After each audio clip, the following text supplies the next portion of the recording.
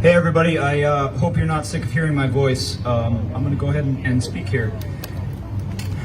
After more than a year's worth of hard work putting this whole thing together, I can't say enough about how much of an honor and a privilege it has been to be here with all of you tonight, in general, but in particular with those brave families who have lost loved ones to murderous cops and are now taking a stand for justice.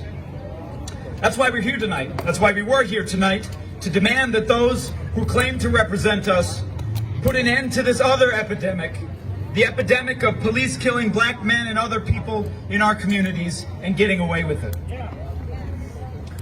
On May 26th, the country witnessed the gruesome police murder of George Floyd in Minneapolis, caught on video.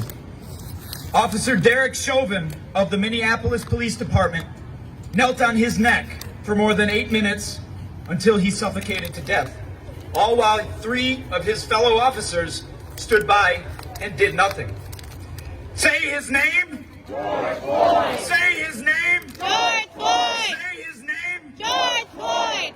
On May 27th, more than 20,000 people turned out for George Floyd in Minneapolis to demand justice. On May 28th, thousands more in that city organized and marched and forced the police into a full retreat from the 3rd Precinct Police Station. And it was righteously burned. On June 3rd, the charges facing Derek Chauvin were increased, and the other officers who were a party to the crime were also hit with charges. The movement in Minneapolis must now secure their respective murder convictions, but the relatively swift arrests and charging of these killers is a direct result of the work done by the people in the streets. We must everywhere continue to build the movement against police crimes, for justice for the victims of killer cops, and for authentic, not this FPC bullshit, authentic community control of the police. The recent local cases of Joel Acevedo and Alvin Cole have served to propel the movement here and give hope to families whose cases have already been ruled on, like those of Jay Anderson and Antonio Gonzalez. But we must also be clear that this is not a problem limited to just bigger cities like Milwaukee. Cops kill people wherever there are cops. But in the smaller cities, towns, and villages around the country and in Wisconsin, these cases go largely unnoticed. Places like Green Bay, where you heard before Jonathan Tubby was shot in the back by police 5 times. Or Little Oshkosh, where I'm from, where Isaiah Tucker was shot 11 times, with 2 hitting their mark. Or on the Bad River Reservation in far northern Wisconsin, where police killed an Ojibwe child named Jason Perro, and another man named Lucas DeFord in the span of 2 weeks in the fall of 2017. Say their names! Which one? Say their names! Which one? Say their names! Which one? What cannot be lost in all of this is the fundamentally political nature of the fight that is being waged.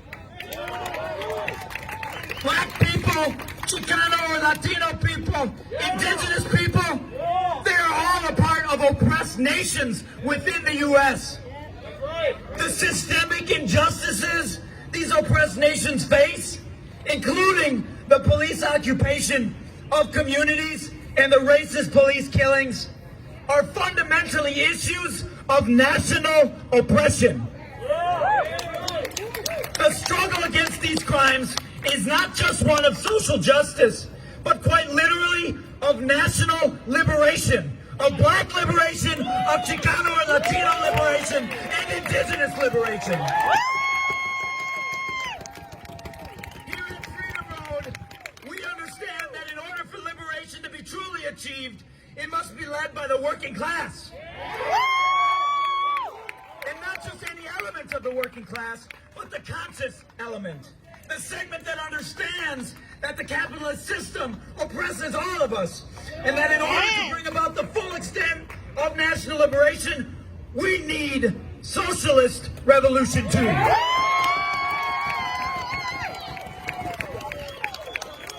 Our strategy for revolution with the FRSO in this country involves developing a strategic alliance between the movements for national liberation and the multinational working class movement. I saw a Teamsters for Black Lives banner out here today. It's a great thing when organized labor stands in solidarity with issues of national liberation, like the fight against police crimes. And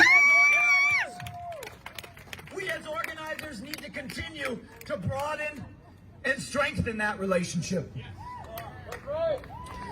George Floyd's killing sparked a flame that ignited a national uprising, bringing millions of people across the United States into the streets to protest against killer cops and to demand justice for their victims. This movement, while not a new phenomenon, has fundamentally changed the political character of society and the thinking of people who live here. The U.S. is a jailhouse for the oppressed. The time has arrived where large numbers of people want to escape, but might not have a plan or know how to do it. They know that change is needed, but they may not know the way forward. The FRSO believes that way forward is revolution and socialism.